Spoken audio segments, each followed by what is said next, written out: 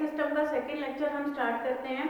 First lecture के अंदर हमने ये डिस्क्राइब किया था कि what are the main features which must be remember और which must be keep in mind during the discussion of lymphatic system and in the second we have also discuss the main functions of the lymphatic system कि lymphatic system mainly हमारी body के अंदर कौन से 5 या 6 functions perform करता है, जिसमें हमने डिस्कस किया था कि बॉडी फ्लूइड को रिटेन करना, प्रोटीन्स मॉलिक्यूल्स जो हैं उनको वापस ब्लड के अंदर मिक्सअप करना, इम्यून सिस्टम को एक्टिव करना, वाइट ब्लड सेल्स को बनाना जिसको हम हीमोपोइसिस बोल रहे थे, और फैट्स या लिपिड्स को एब्जॉर्ब करना। तो आज जो हम डिस्कस करेंगे that is what is the lymph. Lymph क्या है? What is the lymph? Lymph क्या चीज है actually? Lymph is the watery clear liquid, watery clear fluid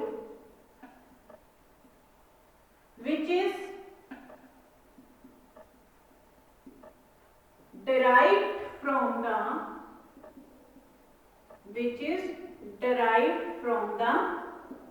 plasma, जो प्लाज्मा से डिराइव होता है, प्लाज्मा से बनता है। प्लाज्मा में और लिम्फ में डिफरेंस क्या है एक्चुअली? जो प्लाज्मा में मैंने आपको कंपोजिशन करवाई थी उसमें मैंने आपको करवाया था कि इसके अंदर मेनली प्रेजेंट क्या होते हैं। प्लाज्मा के अंदर प्रेजेंट होते हैं प्लाज्मा प्रोटीन्स। प्लाज्मा प्रोटीन्स में हमने fibrinogen, albumin, alpha, beta, gamma, globulin, ये 3 तरह के प्रोटीन्स डिस्कवर किए थे। Water,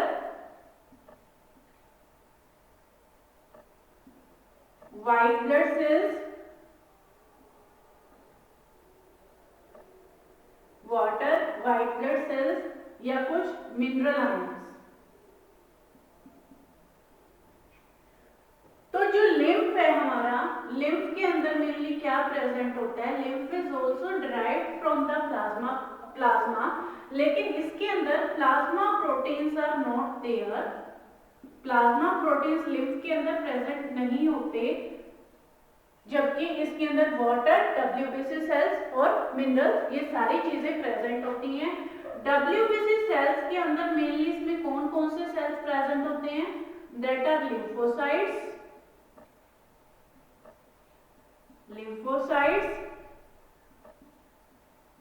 monocytes and macrophages. ये 3 तरह के सेल्स हैं जो मेनली लिम्फ के अंदर प्रेजेंट होते हैं, लिम्फोसाइट्स, मोनोसाइट्स और मैक्रोफेजेस। और यही 3 सेल्स हमारी बॉडी के अंदर, 3 तरह के जो सेल्स हैं वो हमारी बॉडी के अंदर जो इम्यून सिस्टम है या जो हमारी बॉडी की इम्यूनिटी प्रोवाइड करने का काम करते हैं। तो ये जो है लिम्फ है, मेनली लिम्फ की कंपोजिशन है। तो लिम्फ जो हमारा पूरा लिम्फेटिक सिस्टम है, it handle around 125 ml of the lymph per hour. जो लिम्फेटिक वेसल्स के अंदर करीब 125 ml फ्लूइड को ये हैंडल करता है। और इसकी जो हमेशा मूवमेंट होती है लिम्फ की, हमेशा वन वे मूवमेंट होती है। मैंने पीछे वाले लेक्चर में भी बताया था कि जो लिम्फ की मूवमेंट है वो सर्कुलेटरी मूवमेंट नहीं होती, it is always the one way movement. तो this was about the lymph. Now what is the lymphatic system? अब लिम्फेटिक सिस्टम क्या चीज है? What is the lymphatic system?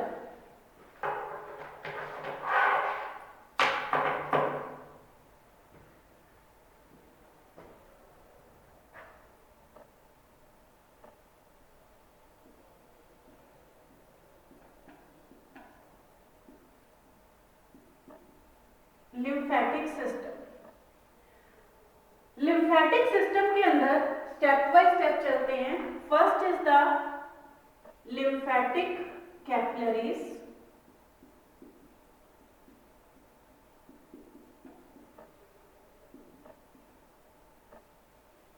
First is the lymphatic capillaries.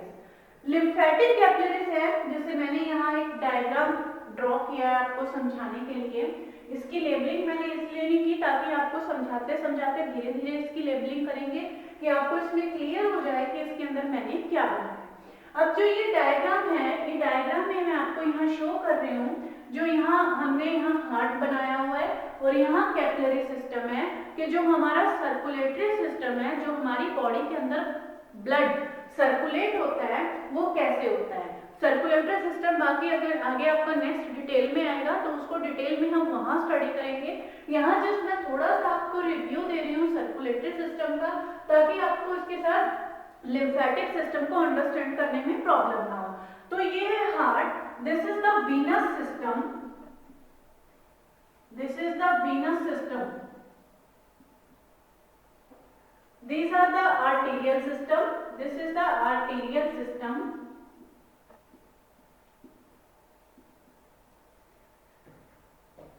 this is the arterial system। venous system में जो blood का flow है इस तरह से है, आर्टीरियल सिस्टम में जो ब्लड का फ्लो है वो इस तरह से है। यहाँ जो मैंने आपको रेड पोर्शन में रेड कलर से दिखाया हुआ है ये है एक तरह से आर्टरीज, जो और ये जो ग्रीन कलर में है this is the venous system. जो हमारी बॉडी का, जैसे आप लोगों ने सुना भी होगा कि हमारी बॉडी में जो एक डीऑक्सीजनेटेड प्योर या इम्प्योर ब्लड की टर्म्स आपने सुनी होंगी, लेकिन ऐसा कुछ नहीं होता, प्योर ब्लड या इम्प्योर ब्लड कुछ नहीं होता। प्योर या इम्प्योर की जगह अगर हम साइंटिफिक टर्म यूज करेंगे तो we will use the oxygenated blood और डीऑक्सीजनेटेड ब्लड, ऑक्सीजनेटेड ब्लड और डीऑक्सीजनेटेड ब्लड। जो ऑक्सीजनेटेड ब्लड है, हार्ट का काम क्या होता है कि हार्ट का काम है कि हमारी बॉडी के अंदर ऑक्सीजनेटेड ब्लड को सर्कुलेट करना, और ऑक्सीजन हमें कहां से मिलती है? लंग्स से। तो जब हमारी बॉडी के अंदर सारा जो डीऑक्सीजनेटेड ब्लड है, वो जिसको हम इम्प्योर ब्लड बोल देते हैं, डीऑक्सीजनेटेड ब्लड सारा इस वीनस सिस्टम के थ्रू कलेक्ट होता है, और वीनस सिस्टम के थ्रू कलेक्ट होने के बाद हार्ट के पास इंफीरियर और सुपीरियर वीना केवा जो मेन बड़ी वेन्स हैं, सुपीरियर मतलब जो हमारी बॉडी के अपर पोर्शन से impure blood deoxygenated blood collect करेंगी, और इंफीरियर जो लोअर बॉडी पार्ट से कलेक्ट करेंगी, उस वीनस सिस्टम के थ्रू जो है ब्लड हार्ट में गया। हार्ट से जो है ब्लड पल्मोनरी, सिर्फ वेन्स के अंदर हमेशा डीऑक्सीजनेटेड ब्लड फ्लो करेगा एक्सेप्ट पल्मोनरी वेन, जो वेन लंग्स की तरफ जाती है, क्योंकि वो हमेशा ऑक्सीजनेटेड ब्लड कैरी ऑन करती है, जिसको आगे डिटेल में भी स्टडी करेंगे। और आर्टरीज में हमेशा ऑक्सीजनेटेड ब्लड कैरी ऑन होता है। तो जब हार्ट क्या करेगा, हार्ट उस ब्लड को, जो हमारा डीऑक्सीजनेटेड ब्लड है, उसको लंग्स के पास भेजेगा थ्रू पल्मोनरी आर्टरीज। वहां से जो ब्लड ऑक्सीजनेट होके वापस हार्ट के पास आएगा, हार्ट से फिर आर्टेरियल सिस्टम के थ्रू जो है ब्लड हमारी बॉडी के अंदर सर्कुलेट होता है। तो ये तो थोड़ा सा ओवरव्यू था सर्कुलेटरी सिस्टम का, लेकिन हम यहाँ सर्कुलेटरी सिस्टम डिस्कस नहीं कर रहे हैं, हम यहाँ डिस्कस कर रहे हैं लिम्फेटिक सिस्टम। तो ये जो मैंने अब इसमें ब्लू मार्कर से जो डायग्राम बनाया है, ये बीच में मैंने बनाया है लिम्फेटिक सिस्टम का। मैंने आपको पिछले टॉपिक के अंदर पे डिस्कस किया था कि जो लिम्फेटिक सिस्टम है, जो लिम्फेटिक वेसल्स हैं, वो हमेशा सर्कुलेटरी जो वेसल्स होती हैं, आर्टरीज या वेन्स होती हैं, उनके साथ साथ एज अ एक्सेसरी पार्ट लाई करता है। जहां जहां पे वो वेसल्स होती हैं, उन्हीं के साथ साथ इंटरस्टिशियल स्पेस में जो है लिम्फेटिक वेसल्स प्रेजेंट होती हैं। So these over are the lymphatic capillaries. ये सारी जो है इसके अंदर, these are the lymphatic capillaries.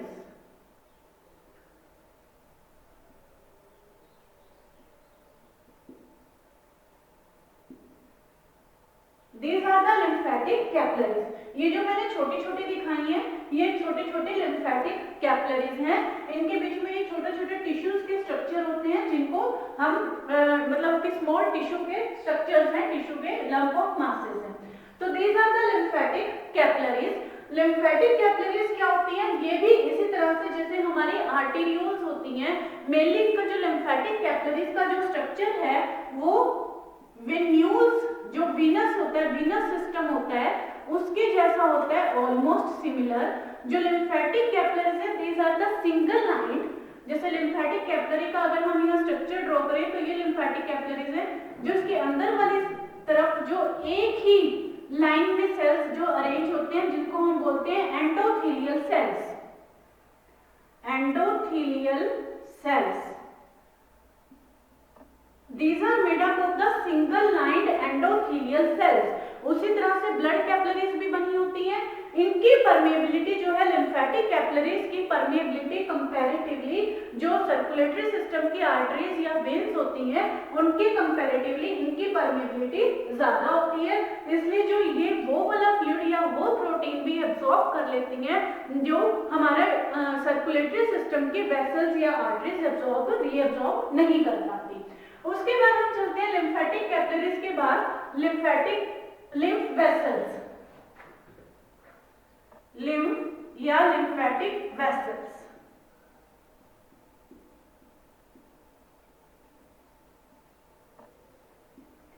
ये लिम्फेटिक कैपिलरीज, यहाँ देखिए ये जो लिम्फेटिक कैपिलरीज है, इन लिम्फेटिक कैपिलरीज ने जो ये आपस में ज्वाइन होके यहाँ पर इस तरह से ये बना दिया यहाँ पे लिम्फ वेसल्स। ये दो लिम्फेटिक कैपिलरीज जब जुड़ गई तो these are the lymph vessels.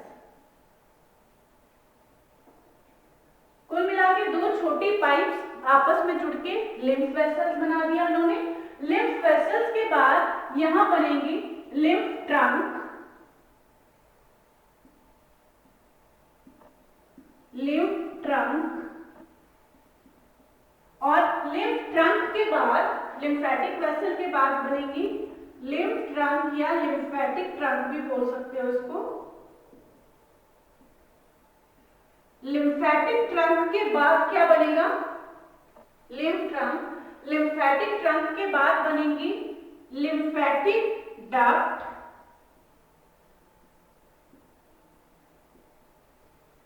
Lymphatic ducts. जो लिम्फेटिक डक्ट्स हैं वो सबसे पहले हमारी है लिम्फेटिक कैपिलरीज, सबसे पहले है लिम्फेटिक कैपिलरीज। लिम्फेटिक कैपिलरीज ने ज्वाइन होकर बनाई लिम्फेटिक वेसल्स, लिम्फेटिक वेसल्स ने ज्वाइन होकर बनाई लिम्फेटिक ट्रंक, लिम्फेटिक ट्रंक्स ने ज्वाइन होकर बनाई लिम्फेटिक डक्ट्स। ये यहाँ लिम्फेटिक डक्ट्स है, देखिए यहाँ पर ये लिम्फेटिक वेसल्स हैं, ये लिम्फेटिक ट्रंक थी, ये दो डक्ट्स यहाँ पे दो डक्ट्स यहाँ पे ज्वाइन हो गई। These are the right lymphatic duct and left lymphatic duct, right lymphatic duct और लेफ्ट लिम्फेटिक डक्ट। और यहाँ जो है main lymphatic duct, main lymphatic duct यहाँ सब क्लेवियन वेन के अंदर यहाँ एंटर कर जाएगी और सब क्लेवियन वेन के अंदर एंटर करने के बाद अपना जो फ्लूइड है वो वीनस ब्लड के अंदर एंटर कर देती है। लिम्फेटिक डक्ट मेनली दो डक्ट से मिलकर बनी हुई है, that is right lymphatic duct, right lymphatic duct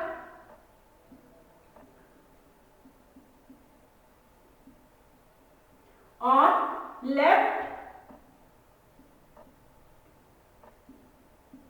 lymphatic duct,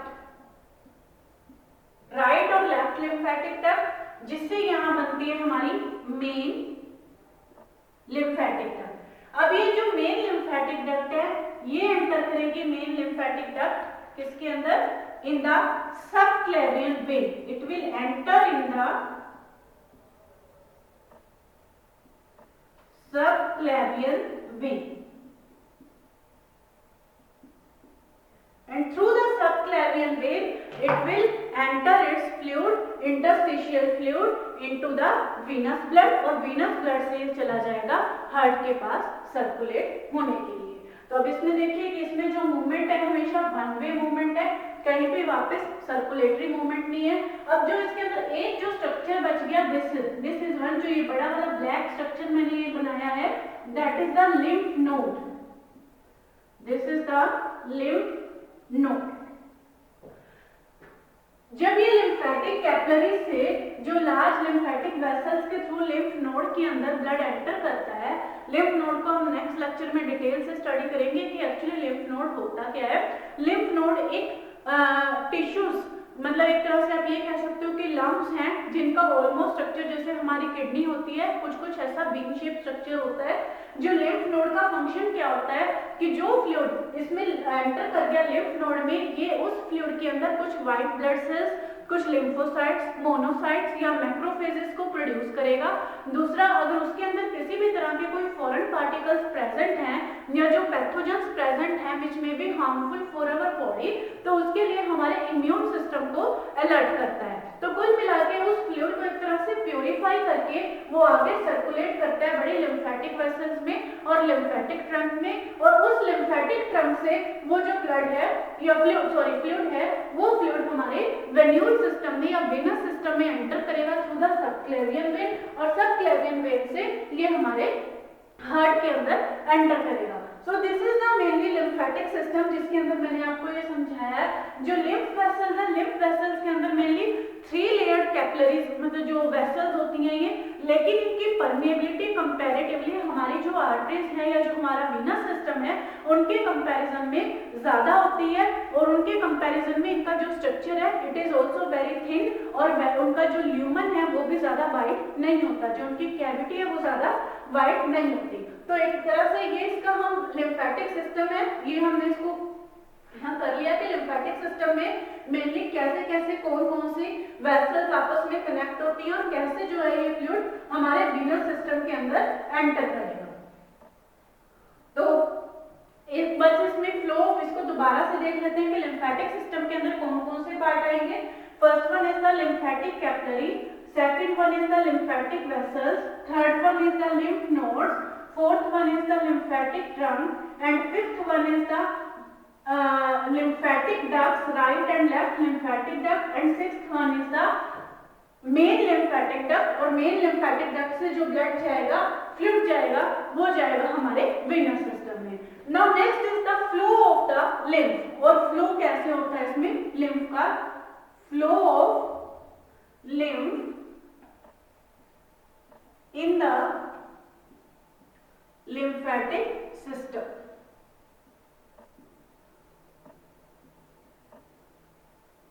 अब फ्लो है जो उसका फ्लो का मतलब कि कौन से पाथ से जाएगा, इसमें आपको क्लियर हो चुका होगा कि कैसे जाएगा।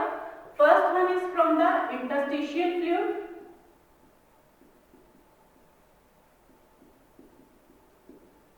Interstitial fluid,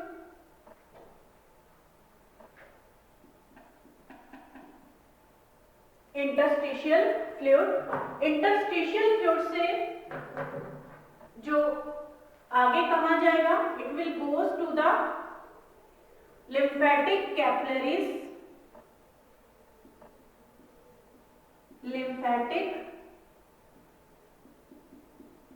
capillaries, lymphatic capillaries से वो आगे गया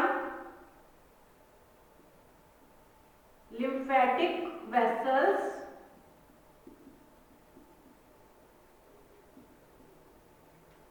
lymphatic vessels के बाद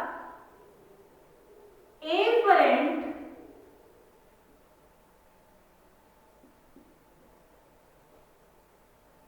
lymphatic vessels, ये जो afferent lymphatic vessels है मैंने एक नया पॉइंट इसमें ऐड कर दिया, इसको आगे मैं बताऊंगी कि क्या है। afferent lymphatic vessels से जाएगा lymph nodes, lymph nodes के बाद ये जाएगा efferent lymphatic vessels,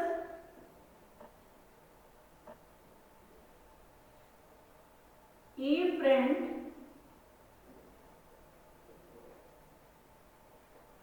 lymphatic vessels, इसको आगे ऊपर कैरी ऑन कर लें। efferent lymphatic vessels से ये यहाँ है नीचे कैरी ऑन किया हुआ है, नेक्स्ट स्टेप में ऊपर लेकर जा रही हूँ। यहाँ efferent lymphatic vessels के बाद ये जाएगा lymphatic trunk,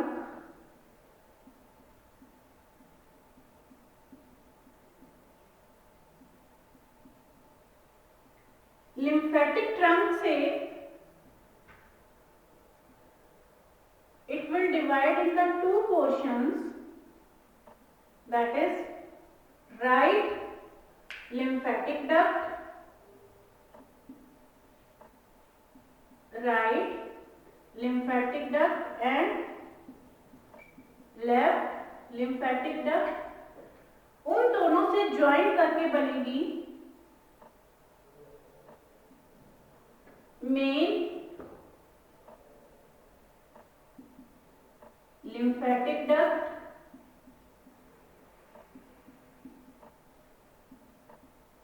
main lymphatic duct से वो आगे जाएगा in the subclavian vein joined to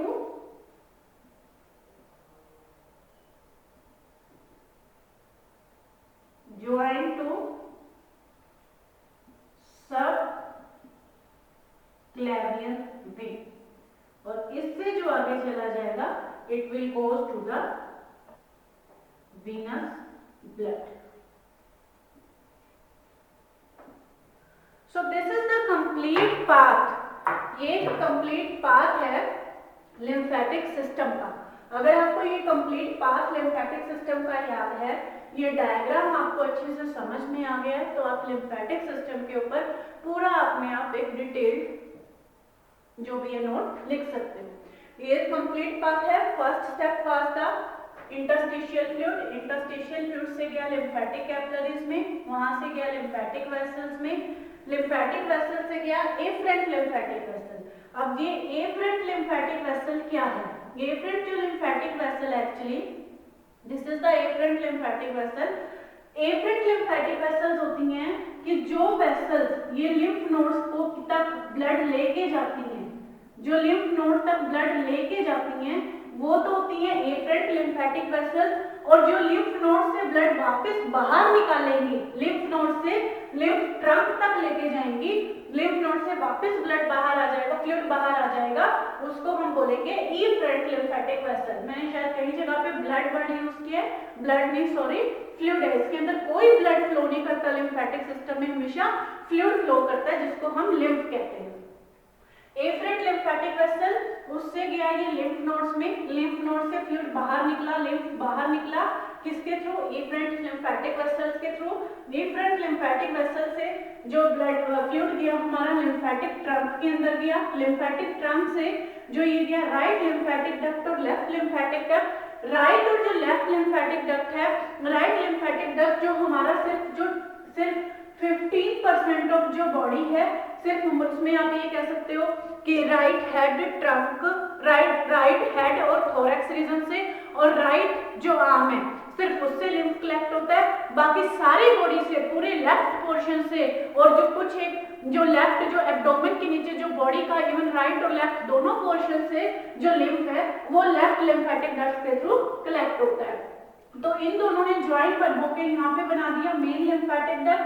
main lymphatic duct से जो फ्लूइड गया सबक्लेवियन वेन में और सबक्लेवियन से जो फ्लूइड गया वेनस ब्लड के अंदर. तो हमारा पर्पस यही था कि जो इंटरस्टिशियल फ्लूइड के अंदर जो ब्लड का कुछ अमाउंट सेक्रेट हुआ था, चाहे वो फ्लूइड के अमाउंट में की फॉर्म में सेक्रेट हुआ था, चाहे वो प्रोटीन्स की फॉर्म में सेक्रेट हुआ था, उसको वापस हमने यहाँ हार्ट में एंटर करने से पहले कंप्लीट 100% करना है ताकि हमारी बॉडी का जो है फ्लूइड बैलेंस मेंटेन रहे, हमारी बॉडी का ऑस्मोटिक बैलेंस मेंटेन रहे. अब जो इसमें ये फ्लो होता है, ये फ्लो इसमें किसी फोर्स के थ्रू नहीं होता, ये पैसिव फोर्स होता है. सिर्फ ना इसमें जो जब आर्टरीज में ब्लड फ्लो होता है कुछ उसके प्रेशर की वजह से आप कह सकते हो साइड बाय साइड, या इसमें हमारी बॉडी की मूवमेंट की वजह से फ्लो होता है, या सिर्फ एक पैसिव डिफ्यूजन होता है. इसके अंदर पैसिव फ्लो होता है from the higher concentration to the lower concentration. कोई भी ऐसा फोर्स नहीं है जो इस लिम्फेटिक जो लिम्फ की फ्लो को या मूवमेंट को कंट्रोल करता है. So this is the flow or the pathway of the lymphatic system. तो नेक्स्ट जो टॉपिक है, नेक्स्ट जो लेक्चर है उसमें हम डिस्कस करेंगे कि लिम्फ नोड्स क्या हैं और कौन-कौन से एक्सेसरी ऑर्गन्स हैं जो लिम्फेटिक सिस्टम के अंदर अपना मेजर रोल प्ले करते हैं. Okay, thank you.